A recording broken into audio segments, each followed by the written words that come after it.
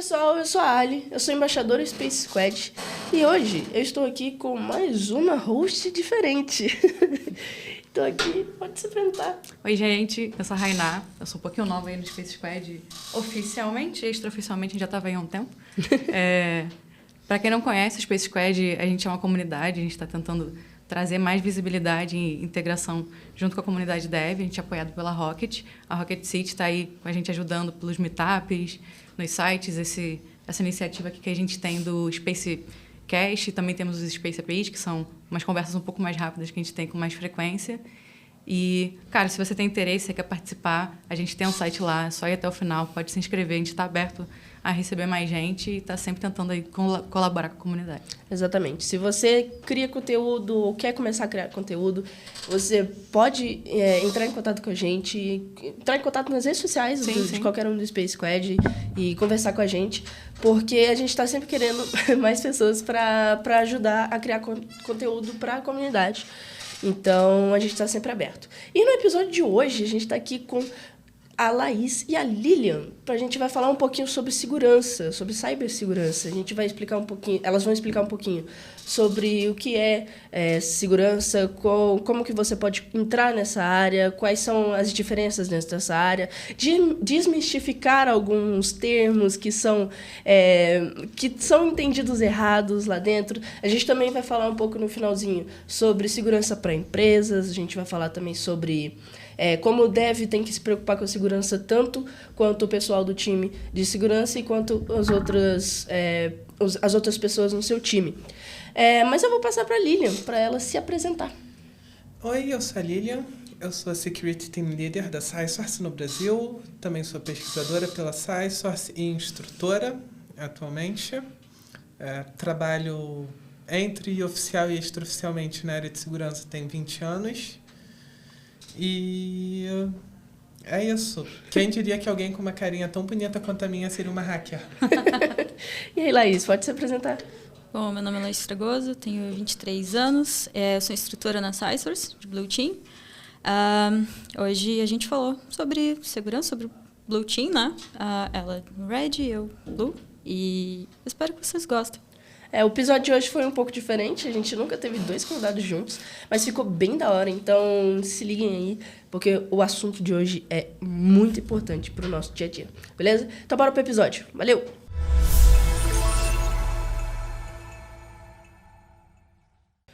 Então, gente, vamos começar contando a história de vocês, se você quiser começar, Laís. Bom, eu comecei nessa área como aspirante a dev. Comecei mais ou menos em 2017, 2018, eu riscava uns códigozinhos no HTML lá bem básico. Aí eu comecei a faculdade, eu pensei, agora vai. Aí eu peguei o primeiro estágio, que foi na área de marketing. Aí, fazia uns canvas, fazia umas páginas estáticas ali, bem básico mesmo. Fiquei 6 meses, aí eu peguei um outro estágio, eu fui para a Globo, aí eu fui para a área de dados. Aí eu fazia treinamento de algoritmo de machine learning lá. E aí eu ficava muito preocupada com a segurança dos dados, como as coisas realmente funcionavam por trás, né? E a gente não tinha uma informação muito clara sobre como que era isso, né? A questão de segurança de dados, a gente sabia sobre como a gente usa estatística, usa tudo para ter uma ideia do que vai acontecer no futuro e tal. Eu não sei como explicar isso, mas, enfim. Eu estava muito preocupada com essa questão de segurança, só que não era claro a questão da segurança da informação, o que era cibersegurança e segurança da informação. Eu comecei a pesquisar mais e eu descobri que lá tinha um time de cibersegurança. Aí eu falei assim, eu quero ir pra lá. Aí eu consegui entrar no time de Red Team. Aí a minha vida foi testar ferramentas e tudo. Eu falei, talvez isso não faça muito sentido pra mim, tipo, testar ferramentas e fazer essa segurança sem entender muito bem como isso de fato funciona. Porque, tipo, a gente como dev, né, quando a gente começa a projetar a página, criar coisas, a gente não fala muito sobre isso, sobre GPD, coisas assim. Não é uma coisa muito clara. A gente sabe que existe, mas não sabe como isso funciona. E aí, eu estava num fórum e aí eu conheci a Lilian, basicamente. Ela era instrutora e eu olhei e falei assim, nossa, o que é isso? E aí ela me apresentou a SciSource, aí eu olhei para aquilo e falei, bom, isso faz sentido. Eu consegui entrar na SciSource porque fazia muito sentido, né, para minha vida, para minha carreira. Exatamente na área de Blue Team, que é bem diferente de Red Team. não tem aquele hyper de hacker, né? Hackear, quebrar. Tem paz. Aí, cá estou, né? Cá estamos. Depois eu vou te pedir para explicar direitinho o que é Blue Team e Red Team. Claro. Mas pode fazer a sua introdução também, Lilian. Então, eu comecei a programar com 8 anos de idade, porque eu não tinha mais o que fazer. Tô sendo sincera. Depois eu acabei começando a trabalhar como desenvolvedora web com 17 anos. Trabalhei um tempo como pesquisadora na UERJ e depois tive um tempo sabático, questões de saúde, acontece. Retomei minha carreira ainda como desenvolvedora em uma multinacional francesa, onde eventualmente eu soube que eles estavam com vagas para o time de segurança deles. E nesse tempo eu estava atuando como pesquisadora de segurança independente. Tentei a chance, consegui, fiquei um ano e pouquinho lá. Depois fui liderar a equipe de AppSec da Estônia, na época, da Pagar.me especificamente, que é o gateway de pagamentos deles. Fiquei lá por um pouco mais de um ano. Depois assumi a posição de Pentester Sênior.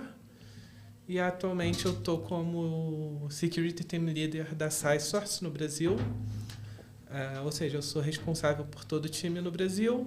E, ao mesmo tempo, ainda trabalho em parceria como pesquisadora com o nosso time em Israel e em outros países. Legal, muito da hora.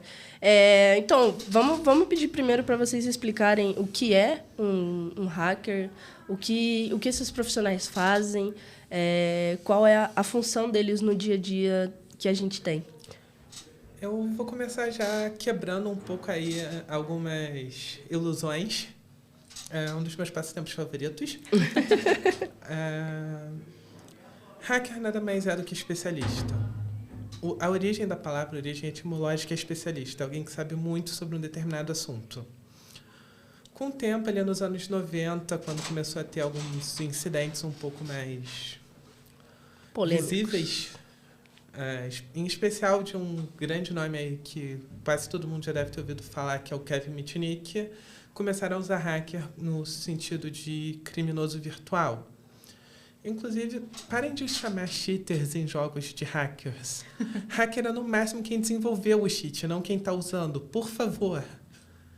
Mas, enfim, no meio profissional hoje nós temos os hackers éticos, né, que é o termo mais comumente utilizado, ou pentesters, que são pessoas que são contratadas, tem todo um arcabouço legal ali para proteger o profissional. E a missão delas é invadir um sistema, uma rede, um aplicativo e documentar o que eles fizeram, como eles fizeram, quais são os riscos, como corrigir aquelas falhas ou pelo menos minimizar o risco. Tem algumas falhas que não dão para ser corrigidas.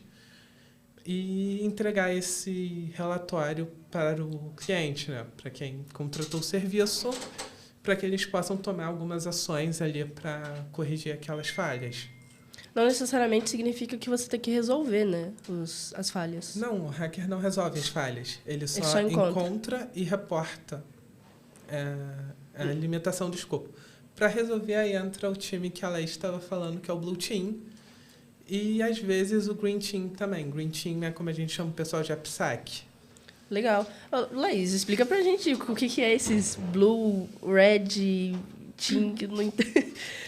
O Red é o hyper que todo mundo quer ser, né? Tipo, todo mundo acha bem top, quer fazer pentest, quer quebrar código, quer resolver coisas. Assim, tá bom? O Blue faz uma coisa mais tranquila. Nós pensamos preventivamente na segurança da empresa antes dela ser hackeada. Nós criamos uma estrutura robusta para que a gente não tenha problemas de infra, de segurança. A gente trabalha, eu arrisco dizer, muito com o pessoal de DevOps. A gente faz toda uma parte preventiva, porque assim, eu acho que a Lilian é melhor para explicar sobre essa parte de Red Team, mas a gente acredita que só existem 2 tipos de empresas, que já foram hackeadas e as que ainda vão ser. Então, quando a gente fala de Blue e Red Team, é legal que você seja um hacker atacante, tudo isso é bem legal, porque você vai entender a mentalidade dos invasores, mas também é interessante você saber como proteger e educar. Então, para a gente faz muito sentido a gente investir em treinamentos. Por quê? Porque aí a gente consegue falar sobre o que é um phishing, como ele funciona, sobre um pouco de redes também, que é muito importante, mesmo para as pessoas mais leigas, tipo aquele ataque bem simples que funciona muito, que é o uso de engenharia social para você conseguir chegar a um determinado alvo. A engenharia social seria a arte de você conseguir falar, isso já é mais red team, né, o ataque, mas você conseguir chegar ao seu alvo premeditando, assim, tipo, a boa parte dos ataques em empresas, eles surgem de dentro para fora, não é de fora para dentro, por assim dizer. Então, a gente faz uma prevenção, assim, tipo, o Blue Team é aquilo, é análise de log, a gente consegue ver o que está acontecendo, a gente consegue entender onde teve um problema ali com firewall, quais computadores estão com problemas ali de antivírus. A gente sabe, tipo, quando tu pega um computador corporativo, não é à toa que ali no navegador do Chrome, fala assim, esse computador está sendo monitorado pela sua empresa. Porque se acontece um ataque, o time de segurança tem que saber. Tipo assim, se você clica num phishing, você tem que falar, tipo, olha, aconteceu isso, pode não ser nada, mas também pode ser alguma coisa. Porque assim, um ataque ele não acontece do dia para noite. Eu tenho um problema com fulaninho aqui hoje, eu vou atacar fulaninho. Não. Leva tempo, tá? E assim, a gente vive num mundo online. Então, a gente tem que fazer essa proteção. E não é só autenticação de 2 fatores, não é só você não clicar em phishing. É você saber onde você está mexendo, você entender pelo menos o básico ali. Para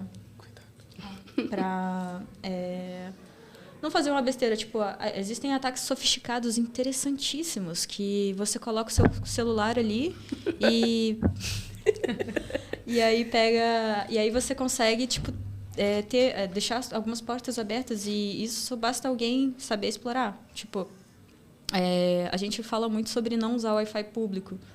Porque, assim, a coisa mais fácil que tem é você ver aquele código ali todo aberto, você vê que, assim, N erros. Só vamos deixar claro, não é não usar um Wi-Fi público, é saber quando usar.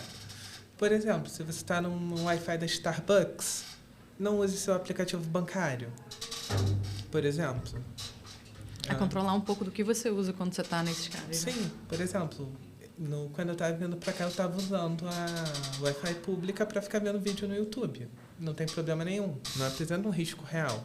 Uhum. Agora, se eu fosse fazer uma transação bancária, os dados poderiam estar sendo interceptados.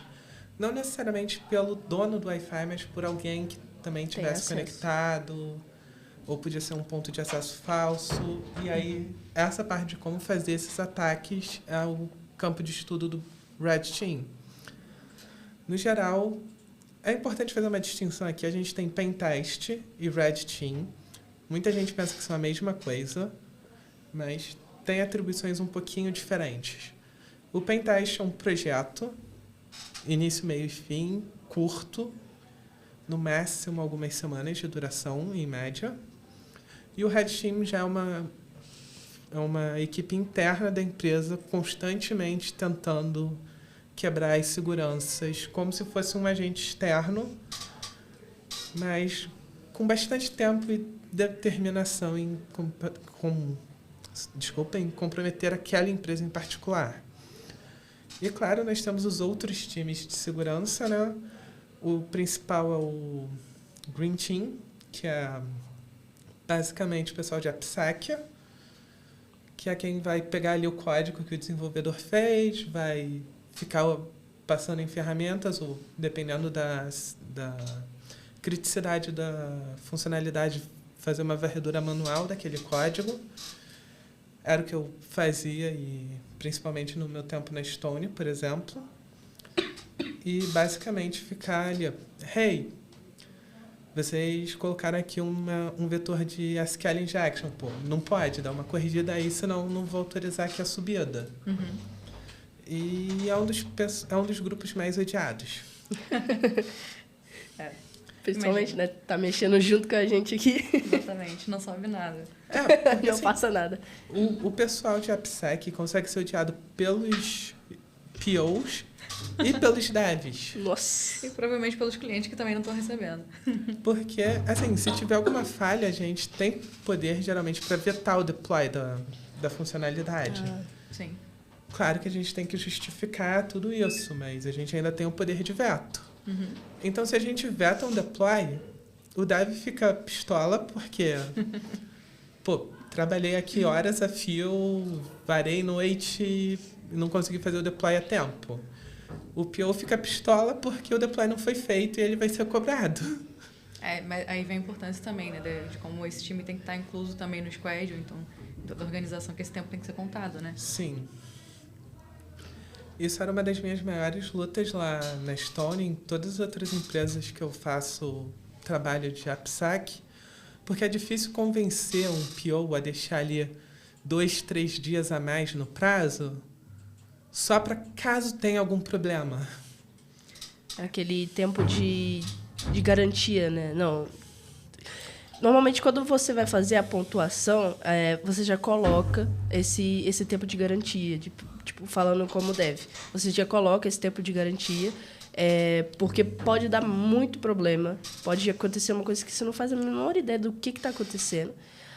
Mas é muito interessante você ter esse tempo, porque entra outras questões, entra outros times, entra, por exemplo, o Green Team também. E isso é um dos pontos que a gente tem que trazer e deixar importante de colocar. Olha, não é só desenvolver.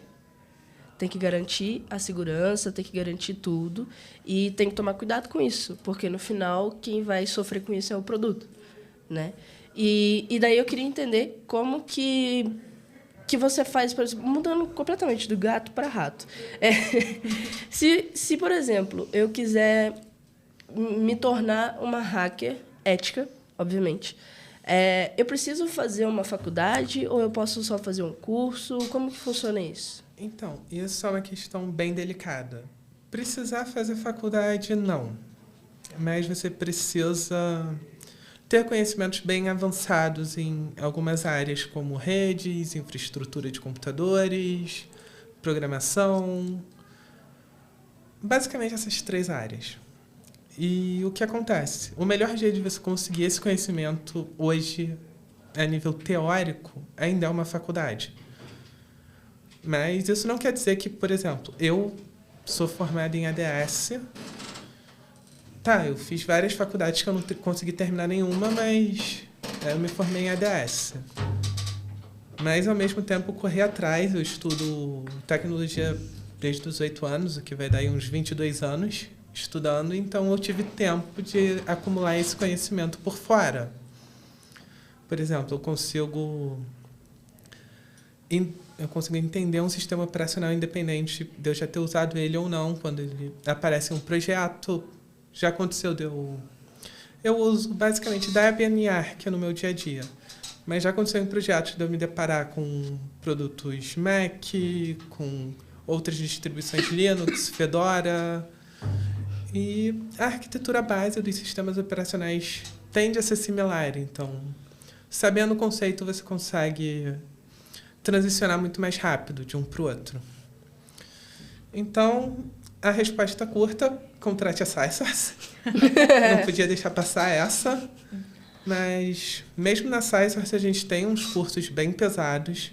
A gente tem um curso de fundamentos de rede, a gente tem preparatório para o CCNA da Cisco, a gente tem curso de Python para cibersegurança, fora infraestrutura, web hacking, hacking de aplicativos Android, inteligência de fontes abertas.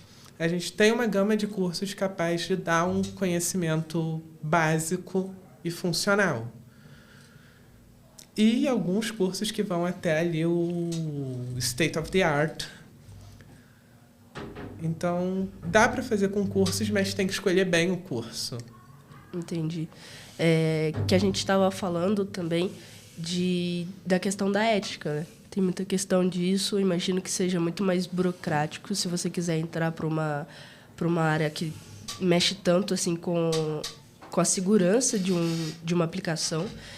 E se você puder me explicar o que eu preciso ter de certificação para que eu possa garantir para uma empresa que, olha, eu vou fazer as coisas certinho? A primeira é o nada consta da polícia. Não, as pessoas riem, mas eu falo isso sério. Eu já soube de gente com perfil sênior que foi demitido por se envolver em problema judicial. Nossa. Então, assim, não se meter em encrenca legal, respeitar as leis, todas elas, inclusive as que não têm nada a ver com o mundo digital. Sobre certificações, é uma questão polêmica no ramo. Eu, pessoalmente, não sou muito fã de certificações. Na Scissors, a gente não costuma usar certificações como padrão. A gente lançou recentemente a nossa certificação, mas ela segue um formato um pouco diferente. Ela é muito mais parecida com um diploma universitário, na forma de você obter, do que uma certificação como OSCP, que tu só vai lá e faz a prova. Até porque, com o tempo, a gente consegue avaliar muito melhor o aluno e o nível de capacidade técnica e ética dele. Então, assim, certificações muitas empresas pedem, inclusive para cargos de entrada, que eu acho meio problemático, mas é a realidade. Então, eu recomendaria focar nas mais baratas e mais aceitas, para quem quer entrar na área. A CompTIA tem algumas boas, a Pentest Plus, por exemplo, a e-learning tem algumas certificações boas também, a EJPT, por exemplo.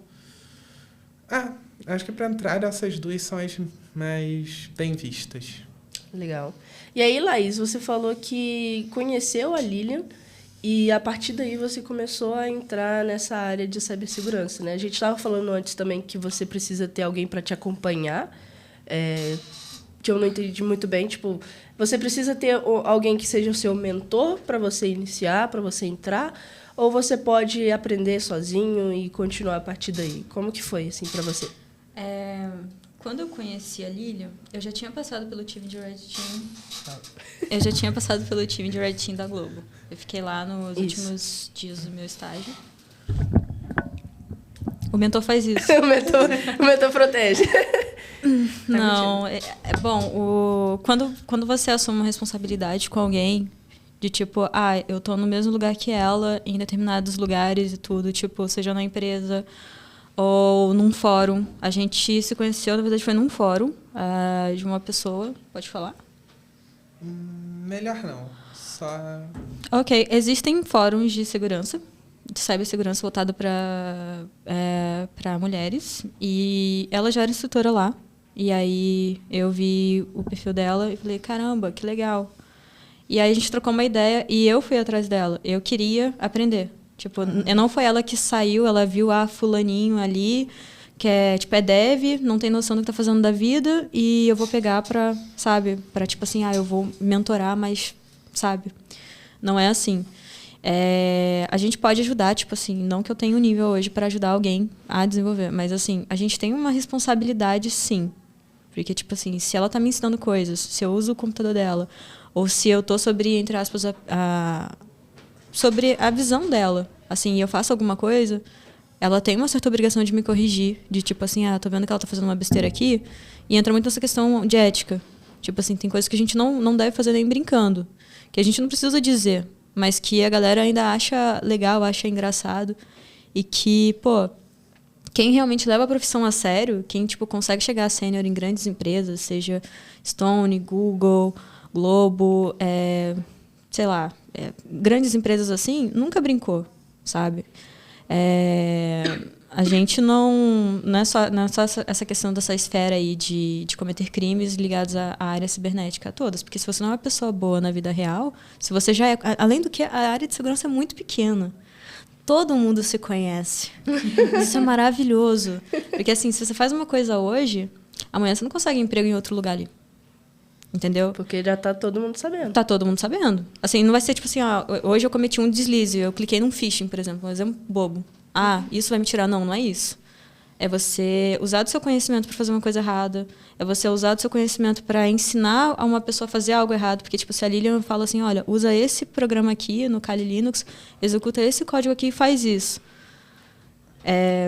Olha, não, ela não vai ser bem vista E muitas portas vão se fechar. Naturalmente, é isso que acontece. É claro, existem outras dimensões, né, mais polêmicas de onde isso vai parar, de onde essas pessoas que são expurgadas, excomungadas?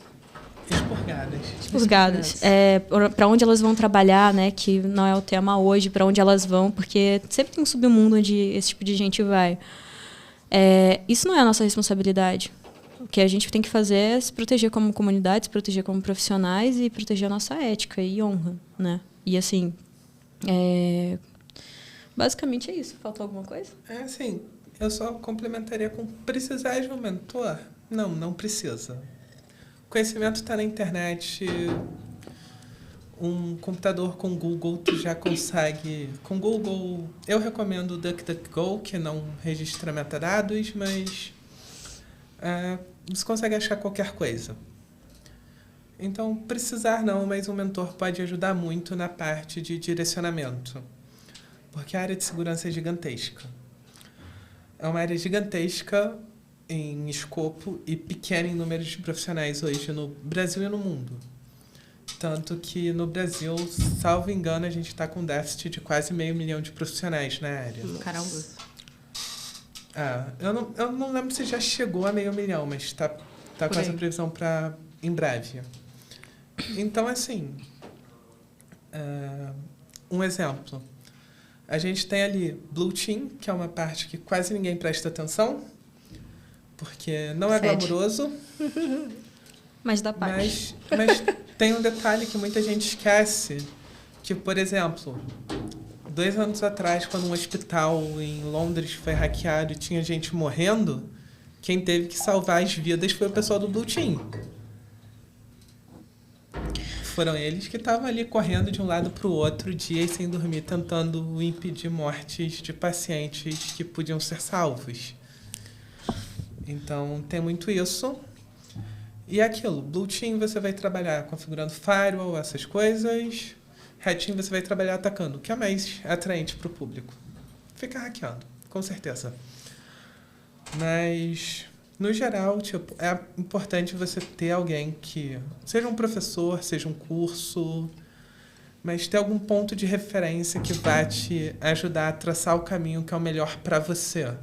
Porque o caminho que eu tracei não necessariamente seria aplicável a Laís, a vocês ou a qualquer outra pessoa. Porque cada ser humano é diferente.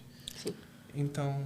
Acho que isso aí, assim como a gente fala muito em programação técnico sobre ter ou não ter faculdade e tudo mais, é justamente acho que a questão do guia, né? A faculdade ela vai te dar um guia, ela tem um caminho padrão ali de alguma coisa que vai ter que saber. Como cursos e outras pessoas podem te informar. Dá para fazer sem, só que você tem um mundo aberto sem guia nenhum de por onde você começa, né? Fica bem mais difícil. Esses dias eu estava selecionando algumas coisas, né? Na SAIS eu trabalho como instrutora, né? E aí eu tive um trabalho de selecionar alguns conteúdos. E aí eu vi uma live muito legal que falava sobre perito judicial, o que faz um perito. E aí eu contactei com um professor que estava falando sobre isso, porque a gente tem um curso voltado exatamente para isso.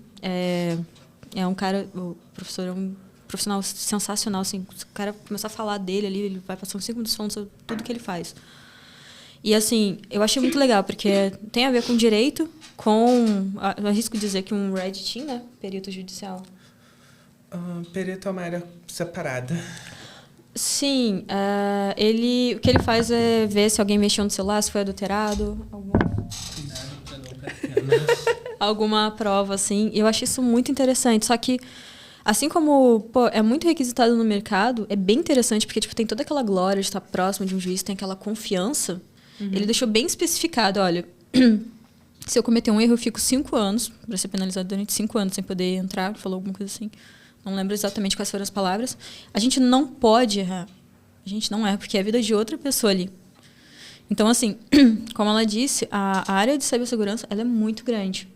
E hoje em dia, quando você vê uma empresa pequena que está mexendo com dados, ela mete ali um Blue e um Red Team, ainda tá bom, cara, porque as pessoas não acreditam que vão ser hackeadas. Sim. Elas acreditam que usam cloud, acreditam que usam tudo. Ela vai ficar brava. Elas realmente acreditam muito no potencial delas. Tipo, não usa um antivírus, a senha é batata 123, Você acha que... Não as é coisas tudo públicas e acredita que vai dar tudo certo, que vai... Assim, só nessa, eu vou contar uma história de uma empresa que eu trabalhei no passado. Não vou citar nenhum nome, nem do cliente, nem da empresa. Mas eu trabalhei durante alguns anos. Durante toda a minha vida nessa empresa, eu sempre reclamava que, embora usassem Azure, embora tivessem um protocolo básico de segurança, estava tudo muito aberto. E que era questão de tempo até sofrerem um ataque. Eu saí da equipe. Dias depois do que aconteceu, sofreram um ataque de ransomware e o sistema ficou parado por semanas. Nossa. Então, assim, como o grande Kevin Mitnick, que na época que eu estava começando era um dos maiores expoentes, falava, e ainda fala porque ele não morreu, e já foi solto da cadeia tem alguns anos, nenhum sistema é hackeável. O que cabe as equipes das empresas fazerem é garantir que o custo que alguém vai ter para hackear o sistema deles é maior do que o lucro que eles vão ter. É justamente jogar com custo-benefício. Mas, assim, se tiver uma organização disposta a hackear a sua empresa, só pode minimizar os danos. E segurança é um estado, né? As pessoas falam muito, não, minha aplicação... Minha empresa é segura. Não existe é segura, ela pode estar segura, né? Sim. Isso muda muito tempo, muito rápido. E aí entra uma outra questão, que é algo que é antiético, mas não chega a ser ilegal, pelo menos pela legislação atual, que são os chamados Zero Day Brokers. São empresas que são especializadas em pegar vulnerabilidades de dia zero, ou seja, vulnerabilidades desconhecidas do público, e vender para quem pagar mais, no geral. É assim, por exemplo, que a gente tem boa parte aí dos grupos de ameaça persistente, os famosos APTs, que vivem aparecendo no noticiário, ganhando os acessos que eles têm, porque... geralmente são financiados por um governo. Para um governo, 2, 3 milhões de dólares é troco de pão. Então, fica difícil se proteger desse tipo de ataque. Da minha parte aqui, esses dias eu fui team leader no Web Summit, um evento que foi um evento de tecnologia que teve no Rio de Janeiro. Aí, né, a gente conhece a vida de quem está correndo atrás, né? Tipo, eu trabalhei como voluntária para ganhar ingresso e tal, e aí eu encontrei uma ucraniana lá. Tinha um stand. E a gente bateu um papo sobre a guerra cibernética, né, entre a Rússia e a Ucrânia. A gente não vai entrar em detalhes aqui. Mas quem entende de história, de geopolítica, quem tem um mentor assim, que chega e explica, olha, isso vai ser bom pro seu currículo? Vai lá, você vai ganhar título, você vai ganhar aquele selinho, não sei como é que chama no GitHub. Como deve, não sou grandes coisas, não. Você vai ganhar um selinho ali, porque você conseguiu. Só que você tem que escolher muito bem as batalhas que você vai entrar. Porque é muito bom você conseguir o hype de estar defendendo tal país ali, porque ele está precisando, porque é isso. Mas será que você conhece o suficiente para você se meter numa confusão? Eu não estou falando especificamente sobre essa guerra cibernética, porque guerras cibernéticas sempre existiram. Né? E como a gente não se informa diretamente sobre, aqui na Surface, como a maioria das pessoas faz, a gente tem fóruns onde a gente se informa antes, né? A gente escolhe muito bem. Acho que entra aquele negócio do hacker ético, que é entender como que um ataque funciona, ou não ficar brabo com uma coisa que aconteceu aqui agora, fulaninha me olhou torto, eu vou hackear ela. Então, escolher muito bem o que você vai fazer. Porque, cara, você vai arriscar. Você realmente acha que você é a pessoa mais inteligente naquela rede? Você realmente tem certeza que ele não vai ter um blue team no time? E caso você tenha essa autoestima, caso você confie no seu potencial desse jeito, caso você realmente acredite em você, que eu acho muito legal. Mas depende. Você tá preparado para o que vai vir depois? Porque, tipo assim, na SciSource, a gente não aceita aluno que... Ou não acha legal, a gente não aprova o aluno que sai fazendo o que bem entender. Eu quero isso, eu acho isso legal. Ou, hackeei o Red Bull, por exemplo. Inclusive, assim, vamos lá. Se for um programa de bug bounty autorizado, show, a gente divulga, a gente coloca o nome do aluno na nossa homepage, porque foi algo autorizado. Agora, já teve casos de pessoas, inclusive na SciSource, que fizeram coisas à margem e a gente simplesmente desligou completamente, cortou. Era nosso aluno e estagiário, a gente cortou como aluno, como estagiário, a gente cortou todos os acessos, porque não tem como. E sobre essa questão de guerras cibernéticas, aí desde 2005 a gente tem essa realidade no mundo. É algo que vai continuar acontecendo. Inclusive, eu tenho um artigo sobre a guerra na Ucrânia que está para ser publicado, então, quando tiver publicado, eu posso até postar nos comentários. Boa. Mas só depois de publicado pelo periódico. É um artigo acadêmico, tá? Não é um artigo normal, vamos falar assim. Então, deve demorar ainda um pouquinho. Mas é aquilo, a questão de guerra cibernética é um fato. E nós, como empresa no Brasil hoje, a SciSource, a gente quer deixar a comunidade brasileira pronta para caso ela seja vítima de um ataque nesse nível. A gente quer treinar os desenvolvedores para fazerem códigos seguros. A gente quer treinar as equipes de Blue e Red Team para conseguirem manter um ecossistema seguro e, a longo prazo, criar um ecossistema no Brasil da comunidade de segurança, que é justamente o diferencial de Israel em relação ao resto do mundo nessa área.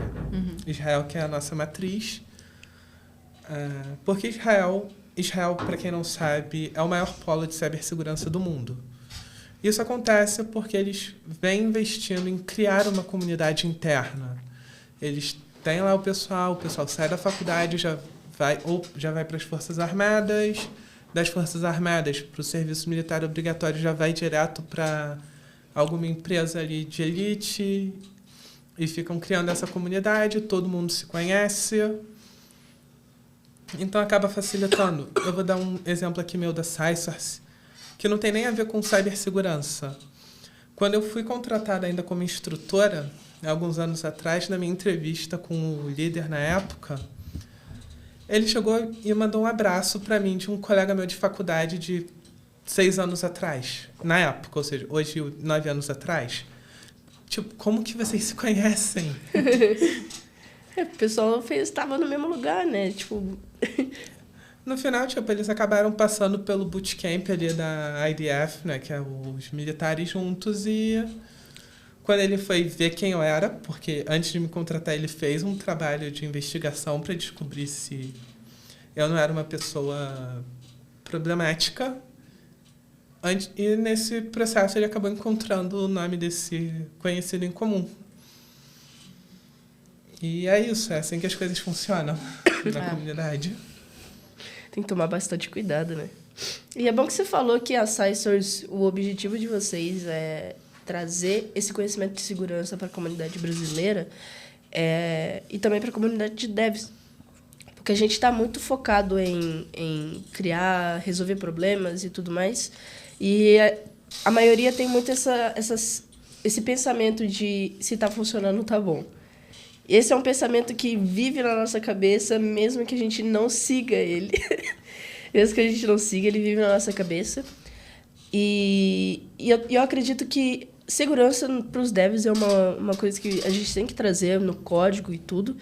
E eu quero entender como que a SciSource está fazendo para ensinar isso para os devs. Tipo, onde a segurança entra no dia a dia do dev? Então, a primeira parte é a conscientização. E isso não vai só do dev, vai para o PO, vale para todo mundo envolvido ali no planejamento e na construção do código. Porque não adianta o dev estar super consciente de segurança se o PO não está dando prazo para ele estabelecer os protocolos necessários. Acreditem, eu já passei por essa situação quando eu era dev várias vezes. Então, ou o dev atrasa a entrega e faz a parte de segurança, o que vai acabar prejudicando ele, ou o dev só cede ao que o PO está mandando. Sabemos que isso acontece, sabemos que isso não deveria acontecer, mas o PO também, por sua vez, está sendo pressionado pelo cliente, pelo executivo, Tá enfim. todo mundo sob pressão. A gente precisa mesmo de uma conscientização geral da área, né? A gente tá incluindo isso aí no fluxo de trabalho. E basicamente o carro-chefe da SciSource hoje no Brasil é a conscientização corporativa. Nós temos os cursos de conscientização, que vale para toda a força de trabalho. Nós temos o curso de Security Leaders, que se aplica basicamente a pessoas em posição de gestão, que mostra para elas como tomar uma decisão do ponto de vista de garantir a segurança sem prejudicar o fluxo de trabalho. E só para dar números, se uma vulnerabilidade em potencial é percebida na fase de planejamento do sistema, vamos falar que ela custa X. Se ela é descoberta depois que o sistema já foi feito o deploy, 30x. 30 vezes mais. Os números são do GitLab, tem um artigo dele sobre isso. Então, assim, no final acaba sendo mais barato você conscientizar e ter o tempo de desenvolvimento. Mas, além da conscientização, na verdade, dentro dela, a gente tenta passar o conceito de shift left. Shift left consiste em você colocar as preocupações de segurança desde o início do processo. Você fazer uma modelagem de ameaças, você reunir as equipes de segurança, de dev, de negócio, sentar numa mesa como essa, por exemplo, e ficar debatendo sobre o que pode ser atacado, o que não pode, qual é o ponto fraco, qual a probabilidade de um ataque em cada ponto, onde que precisa ser mais protegido, onde que precisa gastar mais esforço protegendo. Porque, por exemplo, eu já vi gente em empresa protegendo o sistema contra upload de arquivos maliciosos, sendo que o sistema não tinha nem ferramenta de upload. Mas, gente... Não precisa ir muito longe. Há um tempo atrás eu trabalhei numa função que é aquela função que dá paz, assim, que você tem tranquilidade para estudar, assim, você fica olhando para várias telas, que eu não vou citar qual que é. Essa função ela é muito importante, ninguém liga. Mas ela é muito importante, porque tipo, se você for analisar, se você entender o básico do básico de código ali, você entender como que os portais de algumas operadoras funcionam, você vê, dá uma olhadinha ali no código, como é que está rodando ali, mesmo front. Tinha dias que eu chegava e falava assim, olha, um dia a gente vai chegar e não vai ter portal. E eu falava isso seriamente, pensando assim, tipo, minha cabeça vai rolar. Não sei como é que tá, não olhei. Mas é aquilo, às vezes, você está num dia ruim, você não está preparado psicologicamente para ver tanta coisa acontecendo, e é por isso que a gente tem que cuidar também as famosas soft skills, né? Porque elas são muito importantes. A gente não liga porque, assim, ninguém vai contratar uma pessoa, primeiro emprego, porque a pessoa sabe conversar, porque a pessoa sabe fazer tudo, que é muito importante, né? Eu acho que as empresas olham muito essa parte técnica. Sabe mexer em ferramenta operacional, sabe fazer isso, sabe aquilo. Ok, chama. Tem que fazer o trabalho, tem que entregar, pronto, acabou. Só que num dia que essa pessoa acordou, não tá bem, tá vendo tudo aquilo ali acontecendo, tá vendo o desastre que aquilo vai acontecer, fala, olha, quero sair, isso aqui não dá para mim. Quando a pessoa vê propósito naquilo e vê, olha, isso aqui, hoje tá assim, amanhã não vou conseguir dormir porque eu vou ter que entregar isso aqui corretamente e vai ter espaço para trabalhar. E isso é muito, muito geral, assim, porque tipo, tem empresa que quer que você faça um trabalho, mas o computador ali, não funciona. Eu não ia falar isso, mas assim, você já conhece, você olha para o computador assim, sem tempo, irmão. Você pega um livro e vai ler.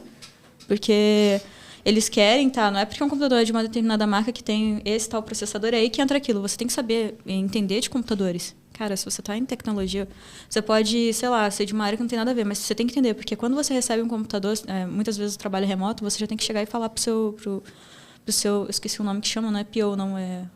Como é que é o nome daquela pessoa? Acho que é o gerente. Olha, eu recebi esse computador, pela minha experiência, ele não vai ser bom para instalar tal programa e tal programa, porque esse programa consome isso e isso aqui. A gente vai continuar? Se sim, beleza, mas eu acho interessante que a gente vai trocar. Você geralmente não é ouvido, né? Mas a sua parte você fez. Porque... Eu só acho que depende um pouco da forma como você fala também. Aí entra a importância de soft skills. Sim. Eu vou contar uma outra história minha parecida com essa. Eu trabalhava nessa empresa, eu tinha o meu computador, era um computador relativamente bom. Só que para rodar algumas ferramentas de hacking, de brute force, algumas coisas assim, ele penava um pouquinho. Eu virei para o meu líder, no caso, e falei para ele se rolava colocar um pouco mais de memória RAM, dar um upgradezinho no laptop. Ele falou que na visão dele não precisava, mas me autorizou a prosseguir tentando convencer o TIC, né? O responsável pela infraestrutura. Eu fui e mandei um e-mail. No dia seguinte, recolheram todos os nossos computadores e fizeram um upgrade. Nossa. Caramba. Eu era júnior na época. Só deixando isso claro, eu era júnior. Uhum. Então, assim, depende da forma como você argumenta. E aí entram soft skills. Sim. Tem que apresentar fatos, né? Sim, porque assim, na minha experiência, como a Laís aqui disse, vai dar alguma credibilidade se você tem anos de experiência. Agora, um exemplo prático de como ela poderia ter sido mais enfática. Olha, a ferramenta que pede 16 GB de RAM, o computador tem 8. Vai dar ruim. Dados. Gerentes gostam de dados. Isso é algo que eu aprendi ao longo da vida. Números. Sim. Eu acho que isso é daquelas que é sempre bom você argumentar com os fatos e você trazer o porquê, quanto que isso vai impactar, né? Cada coisa tem risco e, tipo, beleza, eu posso continuar com esse computador aqui que não comporta. O risco é que eu não consigo rodar o que eu preciso, ou o risco é que eu atrase tudo que eu preciso entregar por causa desse pequeno detalhe. Pequeno detalhe. Pequeno detalhe. Pequeno detalhe. E já pra gente partir pro finalzinho do episódio de hoje, que foi incrível, vamos por último só apresentar a Cypher e como o pessoal pode ir atrás de vocês para saber mais sobre segurança. SciSource. Isso. O site é scissource-academy.com.br ou cysrc.com.br. SciSource sem as vogais do source. Esse último site é novo, a gente colocou ele no ar há pouquíssimo tempo. Nós atuamos com clientes pessoa física para os cursos, a gente tem carreiras para Blue e Red Team, então os dois lados estão cobertos aí. E para clientes corporativos, a gente pode fazer ali cartas de cursos personalizadas, a gente tem amplos cursos, a gente tem mais de 25 cursos em português hoje. A gente está traduzindo mais do hebraico e a gente, aqui no Brasil, está produzindo mais alguns. Então, aquilo a gente não depende só de Israel, a gente também está produzindo conteúdo internamente aqui no Brasil para divulgar, especialmente coisas mais particulares sobre o Brasil, como impactos da LGPD, essas questões, mas a nossa equipe técnica também é brilhante. Um salve aí que eu quero deixar para o Jonas e para o Ricardo, nossos instrutores. Mas é basicamente isso. E mandando um e-mail, vai chegar para mim, provavelmente. E aí a gente conversa. No corporativo a gente consegue fechar aí parcerias bem legais para os alunos, pessoa física. Vocês não vão se arrepender se vocês querem se tornar bons profissionais. Se vocês só querem falar que são hackers, sinto muito, mas... Vai ser chutado. Assim, se aguentar tomar porrada, vai chegar até o fim, mas... eu também não sou muito boazinha nos meus feedbacks. Assim, eu sou direta. Então... Boa. Na descrição também sempre tem as redes sociais. A gente vai deixar a da Laísa e da Lilian, isso. Eu ia falar Laísa e outro nome. Da Laís e da Lilian. Também tem as redes sociais dos hosts sempre na descrição. E também tem o sitezinho do Space Squad, para quem quiser ver o rostinho de todo mundo. E também lá no finalzinho tem um botão que você pode clicar e ser redirecionado ou redirecionada para o formulário de inscrição, caso você queira fazer parte também do Space Squad e vir aqui ajudar a gente, ajudar no podcast, ajudar nos meetups, ajudar no blog e tudo mais. A gente está trazendo muito conteúdo da hora. Agora trouxemos conteúdo sobre segurança, que é uma parte muito importante que a gente vê muito pouco no dia a dia, até dos devs. Infelizmente. Infelizmente. Até dos devs, que a gente está todo dia mexendo com isso. E então, é uma área muito importante. A gente podia ter tocado em muito mais assuntos, sim, mas não dá para fazer tudo isso em um episódio só. Vocês podem voltar, se quiserem. Então, o pessoal coloca aí nos comentários, deixem dúvidas também, que a gente está sempre respondendo. E é isso. Mais alguma coisa? Eu ia perguntar de comunidade, do mesmo jeito que você falou, como a gente chegar na SciSource, se a gente tem alguma comunidade que é mais padrão, tipo, Tipo, quem tá curioso, quer saber um pouco mais sobre, tipo, por quem que eu posso procurar ou por onde que eu posso, sei lá, entrar em contato com as outras pessoas que também estão interessadas nisso aí. Então, eu recomendaria procurar o capítulo da WASP do Brasil, né? Que quem tá meio parado ultimamente, mas eu tô participando aí também de um projeto para dar uma reavivada nele. Mas, no geral, a comunidade é uma questão um pouco delicada, porque tem comunidades muito boas, tem comunidades muito ruins. É perigoso, tem que tomar cuidado, né? Não dá para saber, então eu prefiro não dar comunidades assim, não citar nomes. Mas quem tiver interesse pode procurar eu ou a Laís no privado, pode entrar nas redes sociais da SciSource, Instagram, LinkedIn, e aí a gente consegue conversar mais e indicar algo mais adequado para o perfil da pessoa. Boa. Vamos falar rapidinho sobre as lives. E aproximadamente a cada 2 semanas a gente está tendo uma live com algum convidado especial para falar sobre assuntos. Boa.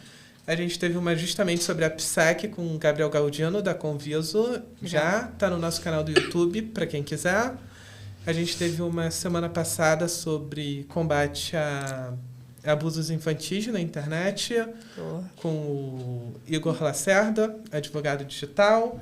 E a gente está decidindo aí quem vai ser o próximo convidado ainda. Legal, legal. Boa. Então é isso, pessoal. O episódio de hoje foi isso. Muito obrigado por terem vindo aqui, participado com a gente. Foi muito bom conversar com vocês e trocar umas ideias. Foi muito bom para expandir a minha mente também, porque porque a gente fica muito mais focado no código e esquece algumas outras partes. Faz parte, tipo, ninguém consegue saber tudo, mas é bom a gente procurar esses assuntos e buscar se informar cada vez mais para conseguir cada vez entregar um trabalho melhor e ser um profissional melhor, certo? Então é isso, pessoal. Valeu, até a próxima, semana que vem.